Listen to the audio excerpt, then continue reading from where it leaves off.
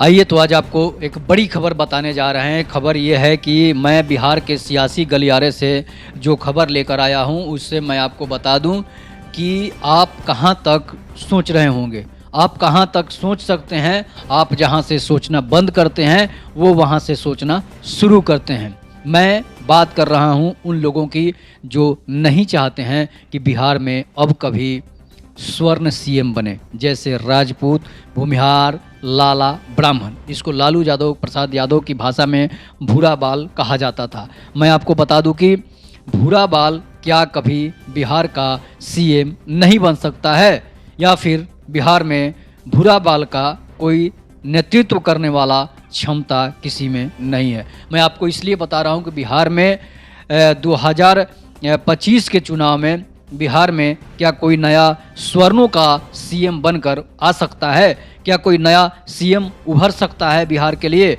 ऐसा कोई नेता जो हो बिहार का सीएम बन सके। मैं आपको बता दूं कि बिहार में बहुत सारे ऐसे नेता हैं जो स्वर्ण जाति से आते हैं और सीएम बनने के लायक हैं, नाकाबिल नहीं है, काबिल हैं। मैं आपको इसलिए बता रहा हूं कि बिहार में बहुत सारे पढ़े लिखे नेता, डॉक्टर, इंजीनियर, आईएएस तक नेता हैं जो बिहार में स्वर्णों का नेतृत्व कर सकते हैं। लेकिन उनमें कमी क्या है? उनमें आत्मविश्वास की कमी है।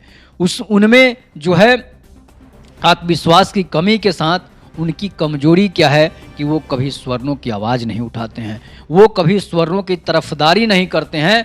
ऐसे नेता जो नेतृत्व तो करते हैं, वोट तो लेते हैं, लेकिन जो है वो कभी स्वर्णों का आवाज़ नहीं बनते हैं, ना वो कभी स्वर्णों की आवाज़ कभी सियासी गलियारे में उठाते हैं, ना कभी विधानसभा में भी नहीं उठाते हैं। उनका सबसे बड़ा कारण क्या है? डर कहाँ है?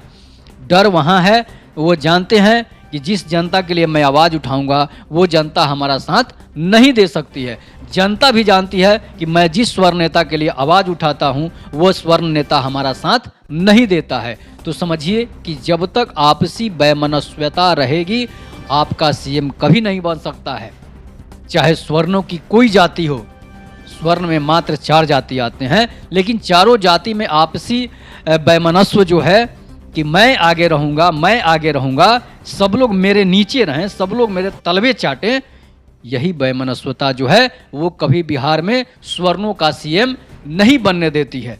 मैं आपको इसलिए बता रहा हूं कि मैंने देखा है कि स्वर्ण के नेता जो हैं किस तरह वो आपको बरगलाते हैं। वो दूसरे जाति को नहीं बरगलाते हैं, वो सिर्फ स्वर्णों को बरगलाते हैं, स्वर्णों से वोट लेते हैं, स्वर्णों से चंदा लेते हैं, लेकिन जब समय आता है तो वो स्वर्णों को ही धोखा दे देते हैं। इसलिए जनता जो है वो आपको नेतृत्व करने के लिए आपको तो आगे कर देती है, लेकिन आप उसकी आवाज़ को दबा देते हैं, आप उसकी आवाज़ को नहीं उठा पाते हैं, तो आप कहाँ से सीएम बन सकते हैं। और दूसरी बात है, अदर जातियाँ जो है वो आपको चाहती है कि आप मेरे नीचे रहें, आप कभी ऊपर नहीं उठे। उनकी दिमाग में सोच क्या है, उनकी मानसिकता कहाँ है, चाहे वो डीएसपी हो, डीएम हो, अफसर हो, कोई भी हो, चाहे वो किसी भी बड़ा देश का पद पर चला जाए, उसकी सोच ये रहती है कि आपके पूर्वजों ने हमें दबाया है, मैं आपको समय मिला है तो मैं आपको दबाऊंगा, आपको कभी आगे नहीं बढ़ने दूंगा।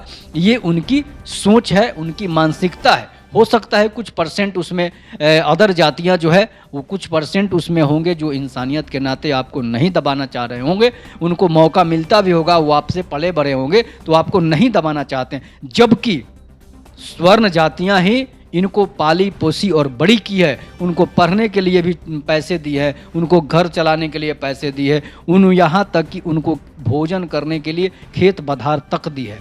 लेकिन आपको आपके साथ छलावा, इतिहास ने भी आपके साथ छलावा किया है कि वो स्वर्ण नेता जो हैं, जो स्वर्ण जाति के लोग थे, वो नीची जाति के लोगों को, पिछड़ी जाति के लोगों को दबाए रखा है। लेकिन आप इस पर गौर कीजिएगा, रिसर्च कीजिएगा, तो जहाँ तक देखिएगा कि हर स्वर्ण के गांव में अगर पिछड़ी और दलित जातियाँ बसी है तो उसमें पता चलता है कि स्वर्णों ने उसे वहाँ पर लाकर बसाया है। आप कहीं भी पता कर लीजिएगा, किसी गाँव में स्वर्ण नहीं जाकर बसे हैं, वहाँ पर अदर जातियाँ आकर बसी है, ये चीज़ होता है। लेकिन उनको आपके किताब के इतिहासकार ने भी यही लिखा है कि स्वर्णों ने दलितों और पिछड़ों को दबाया है, जो कि एक मिथ्या है। और नेताओं की बात आती है तो नेता बिहार में स्वर्णों के नेता कैसे सीएम बन सकते हैं? तो स्वर्ण नेताओं में आपसी वैमनस्यता जो है, इसी कारण जो है आपसी वैमनस्यता तो स्वर्ण नेताओं में भी है और स्वर्णों में भी है। आपको बताते चलें कि जिस तरह से कुछ साल पहले बिहार का नेतृत्व श्री कृष्ण सिंह, अनुग्रह नारायण सिंह, ऐसे लोग जो हैं वो नेतृत्व कर चुके हैं। वो प्रतिभा के धनी थे, अपनी प्रतिभा के धनी थे, और उस समय बात अलग थी। लोगों में इतनी जागरूकता नहीं थी वोट देने के लिए, पिछड़ी जातियों में भी इतनी जागरूकता नहीं थी वोट देने के लिए। आपको बता दे कि पढ़ाया जाता है, बच्चे से स्कूल में पढ़ाया जाता है कि यूनिटी इज ए स्ट्रेंथ, मतलब कि एकता में बल है।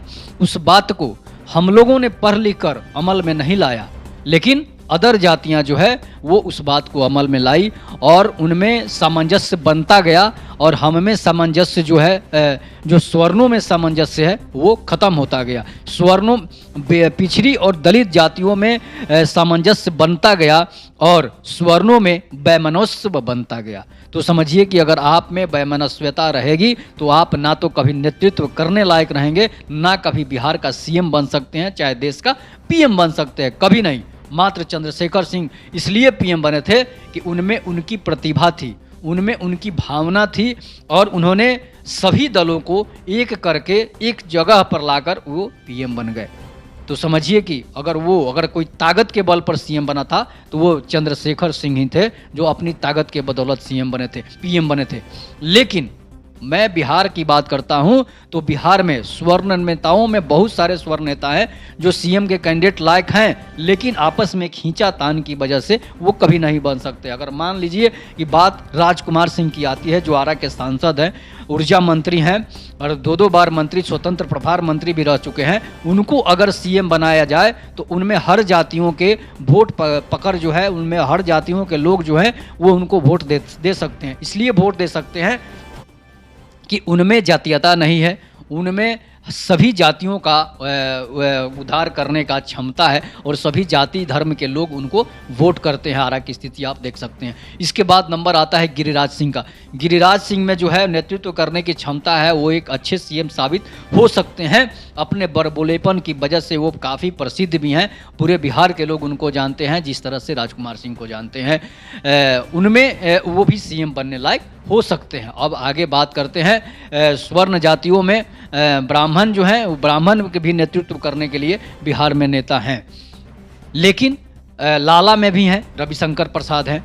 तो ऐसे बहुत सारे लोग हैं जो स्वर्ण में सीएम बनने लायक हैं, लेकिन उनमें वो सिर्फ इसलिए नहीं बन पाते हैं कि उनमें कभी आपस में सामंजस्य नहीं बैठा, इसलिए नहीं बन पाते हैं। मैं आपको इसलिए बता रहा हूं कि बिहार में 2025 के जो चुनाव होंगे उनमें बीजेपी जो है स्वर्ण समाज को साधने की कोशिश करेगी, इसलिए कि कुछ स्वर्ण समाज जो है उनमें से एक धारा ऐसा था जो अगले चुनाव में बिखर चुका था, विखंडित हो चुका था। लेकिन इस बार जो है वो नीतीश कुमार या तेजस्वी यादव के विरोध में वो बीजेपी को वोट कर सकती है। तो बीजेपी का अगर सीएम बन सकता है कोई, तो बहुत सारे ऐसे हैं जो कि सीएम बनने के कगार पर हैं। लेकिन भाजपा जो है वो स्वर्णों की राजनीति नहीं करेगी। इस समय बीजेपी जो है, इस बार जो है बीजेपी सम्राट चौधरी को इसीलिए प्रदेश अध्यक्ष घोषित किया है कि बीजेपी फिर से बैकवर्ड और पिछड़े दलित की राजनीति करेगी और स्वर्णों को फिर हाशिए पर ला सकती है बिहार में,